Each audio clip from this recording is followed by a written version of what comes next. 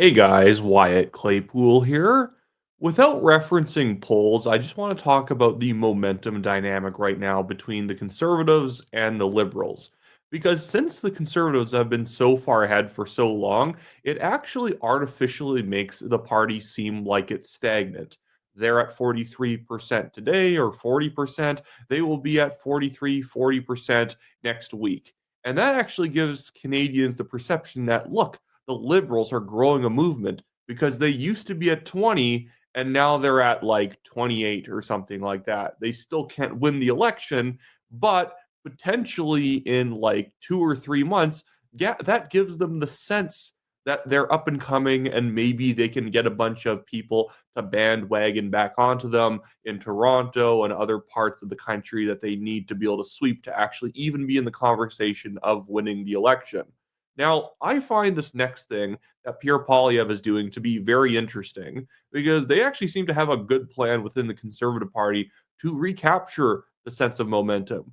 You have to, at some point, one up yourself in order to actually seem like you have forward momentum and you're not just now defending what you have in the lower 40s. And so, what the Conservatives are doing has been pivoting their messaging, not talking about the carbon tax as much, and now going to this Canada first, Canada last, Canada always type slogan, which I think is perfectly fine. The good thing is that I don't think another party would ever steal that slogan. And a former MP pointed out to me the other day, quite smartly, that you always pick a slogan that your opponent would never use. Because if you take something that your opponent could use, they might just do that, flip it on its head, and then basically steal all the value from it. And so what Polyev is doing is not just swinging his messaging to be less specific about the carbon tax and more broad about like Canada First policy, which he will be defining. But he's going to be pairing this up with trying to basically have the biggest political rally in his career. You can see right here, he says, join us for a Canada First rally in Ottawa 1 week from today at 1 p.m. on Saturday, February 15th. Don't miss out. Show your Canadian pride in red and white. So, no doubt, because this is obviously a call out that they want people to show up, even if they don't live in Ottawa. They want like everyone there.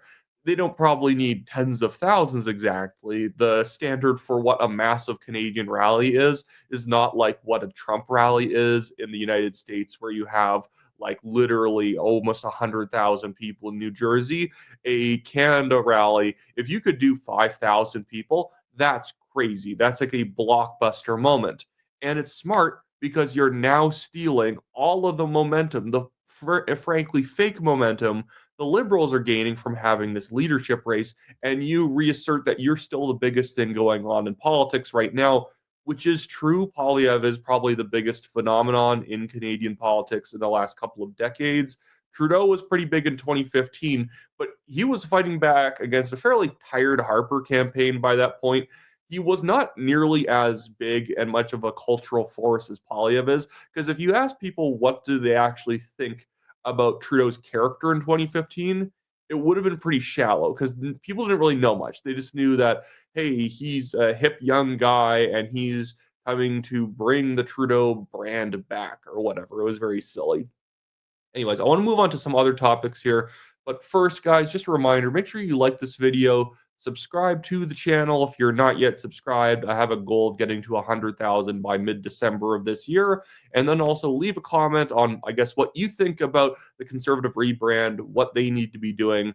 Personally, I think one big issue they really should be focusing on, assuming that Mark Carney is going to be the next Liberal Party leader and our second ever unelected prime minister after John Turner, is they need to focus on his insane views on central bank digital currency.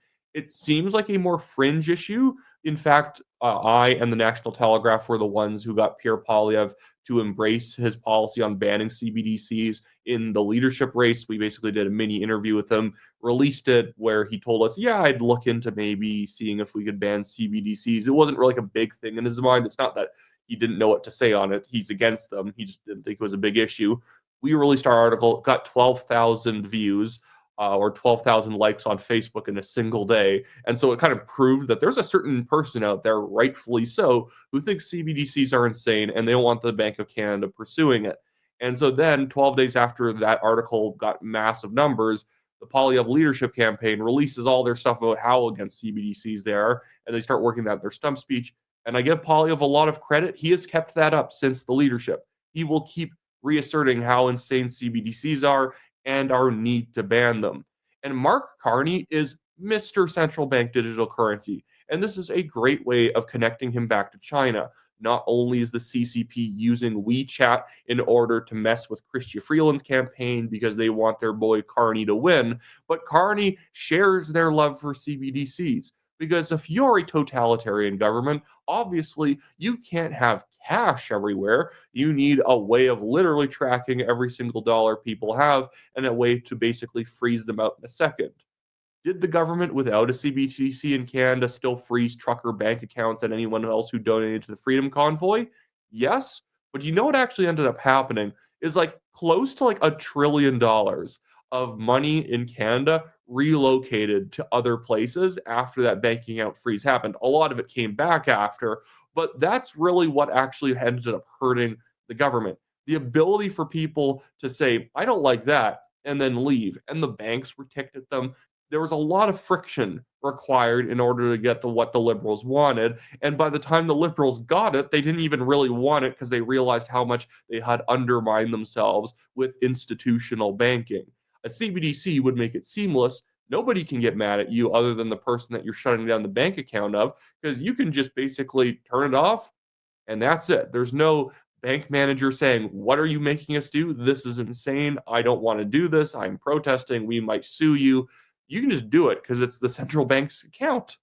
Anyways, so I want to move on to something else here, but again, the messaging of Poilievre and the Conservatives really needs to point out how much the Liberals are just an anti-Canadian party. If you're going to be Canada first, you then point out how mass immigration is anti-Canadian, high taxes are anti-Canadian, what they've done to the military is anti-Canadian. Our military, which I keep having very smug leftists on social media point out, we technically spend more on the military per capita than we did under Harper. Okay, well, we just agreed to put 10,000 troops along the border to basically like secure the border, make Trump happy, avoid tariffs in 30 days. And Bill Blair, the public safety minister, came out and basically said, yeah, the military can't really handle that. We can't handle putting 10,000 people on the border. What else is the military doing? They're doing nothing. Great people are in the military, but they are being held down by a system of DEI, HR, and make work programs. The military at this point is a DEI program with pencils instead of rifles, and that's the problem. And people always seem like that's so gauche. We're going to have soldiers marching down the street like this is the 1870s. Yes, we should do that. We should have a military that can put on a proper parade, that can actually like show all the artillery it has and tanks. And we don't have that. We don't have many icebreakers. The US is mad at us because we cannot secure our own northern passage, which allows the Chinese and the Russians to use as a free shipping lane that we can't have like actually cut off in case of some massive conflict. But whatever, I'm going down a rabbit hole now. But this, I feel like I want to move on to this. This is what also needs to be worked in to this Canada First rally. The absolute cultural degradation that the left has basically wrought on younger people in this country. This was a Marxist training class for high school and university students, I believe in Montreal, where they're all singing the Communist International song.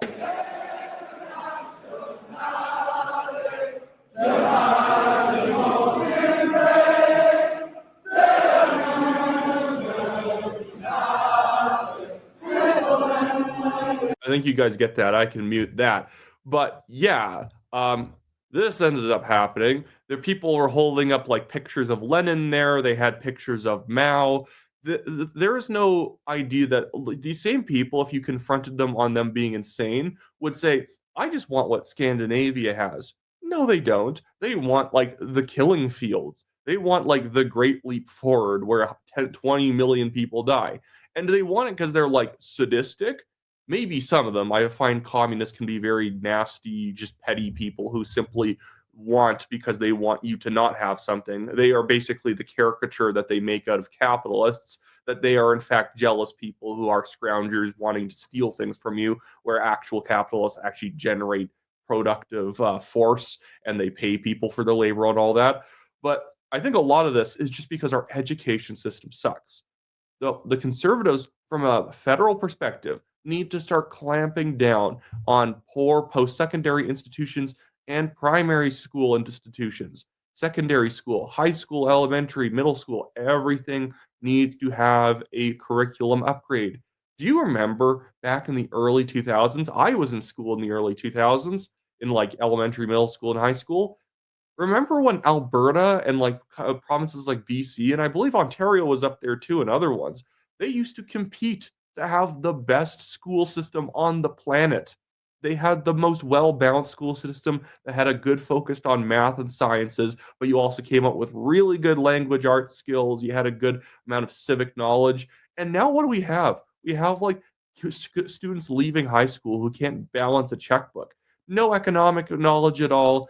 Everyone, I remember when they actually started changing math in Alberta and they made it like extremely hard to understand because they were like, well, some kids with ADHD are falling behind. And rather than like providing some unique resources for those specific students, they changed the entire math system to something called discovery math. And then they got teachers to teach math this way. And it's not like different math, obviously. Math is math.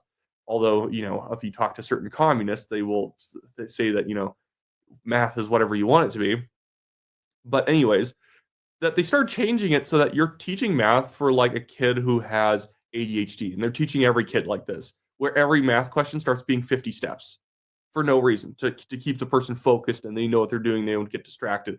Okay, but if you're normal, like if you can stay focused, it's mind bogglingly long and you forget what's even going on. I remember I started having problems with math when it was taught to me that way. And when someone taught it to me in a simpler way, even if it was harder type questions, I'm like, fair enough, that makes way more sense. My goodness. Anyways, but that's an aside.